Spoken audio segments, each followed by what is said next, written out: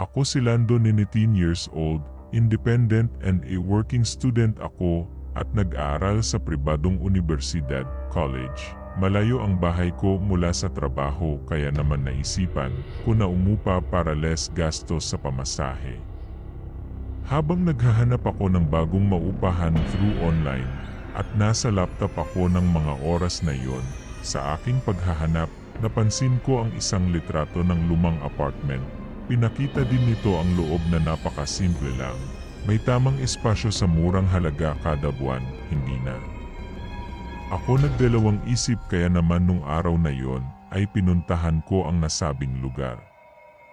At nang nakarating ako napansin ko na may kalumaan ang istruktura ng gusali sa labas na may 4 na palapag na taas. Ngunit nagpatuloy pa rin ako pumasok at tinitignan ang bawat paligid. May kasikipan ang hallway, tila pang 2 tao lang ang daanan at sa dulo nito ang aking kwarto sa 3rd floor. Naku! Kailangan na siguro nito ng matinding renovation, ani sa sarili ko.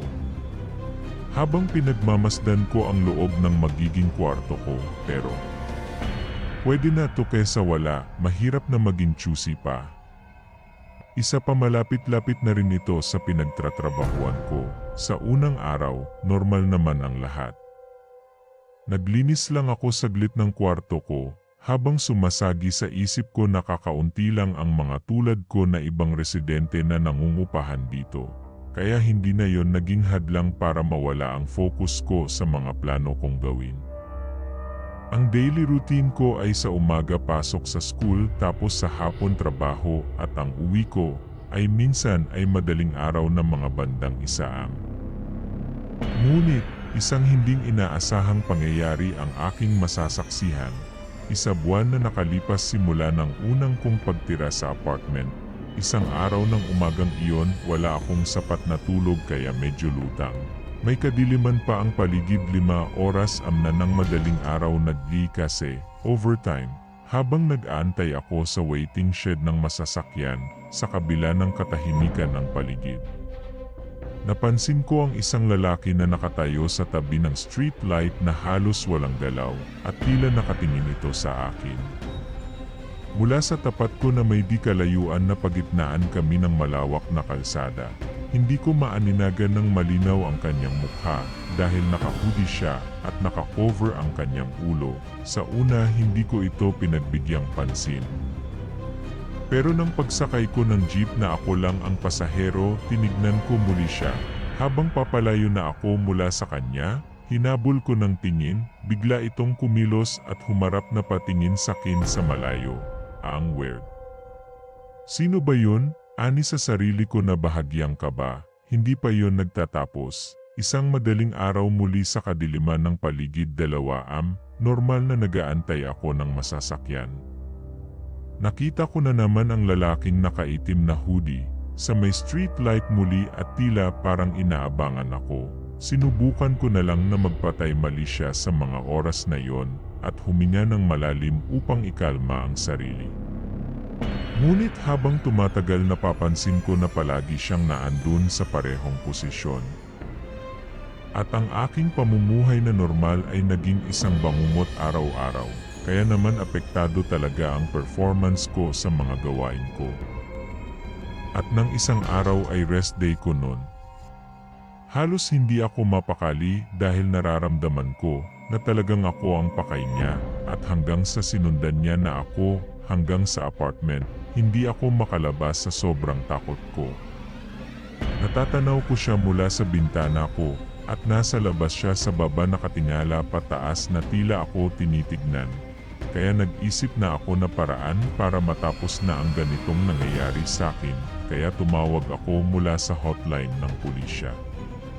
Pero bago muna iyon, naglakas loob ako kumuha ng ilang litrato ng estranghero sa labas para ebidensya gamit ng cellphone ko. Saka ko sinara ang bintana at siniguradong nilock ito pati ang pinto. Agad ko inupload ang mga nakuha kong litrato. Inilipat sa laptop ko. Nireview ko ang mga litrato isa-isa. Hindi pa rin malinaw na makita ang mukha ng misteryosong lalaki. pero nang bandang huli ng litrato napansin ko na tila nanlilisik ang mga mata nito. Napalayo ako mula sa laptop ko sa sobrang pagkabigla. Kahit na nanginginig na ako sa takot. Naghugot pa rin ako ng lakas na matignan muli ang lalaki sa labas. Dahan-dahan ako lumapit sa bintana at sumilip. Nawala na ang lalaki. Sinuri ko ang buong paligid ngunit ni isang bakas walang naiwan ang lalaki. Kaya naman matapos ang insidente na yon ay pansamantala, ako napilitan na umuwi sa pamilya ko. For peace in my mind of course. Kahit nawala na ako sa apartment na yon at ilang araw din, naging balik normal ang buhay ko simula nang umalis ako doon. At nang naging okay na pakiramdam ko bumalik muli ako sa apartment at muli bumalik ulit sa ayos ang daily routine ko. At halos nakalimutan ko na ang insidente nang nangyari sa akin na bangungot na akala ko na tuluyan na mawala sa aking isipan. Isang gabi, wala na naman akong gagawin kaya sa wakas may oras na ako makapagpahinga mabuti dahil advance ko kasi tinapos ang mga gawain ko. Kaya sinubukan ko this time na maaga makatulog.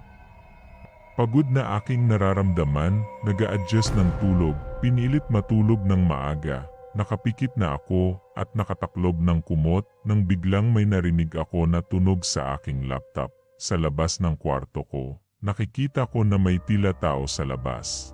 Dahil iniwan ko pala bahagyang nakabukas ang pinto ng kwarto. Sa bandang living area iniwan ko ang laptop ko doon. Sa living area may study table at doon nakapatong ang laptop ko. Dahan-dahan ako bumangon at pasilip sa pintuan ko. Naaninagan ko mula sa liwanag ng laptop ko. Ang misteryosong lalaki ulit. Nakaluhod dito, nakatalikod mula sa akin habang naririnig at nakikita ko na nagtatype siya sa laptop ko habang nakayuko. Hindi siya nakatingin sa screen, bigla siyang natigilan sa kanyang ginagawa ng ilang segundo.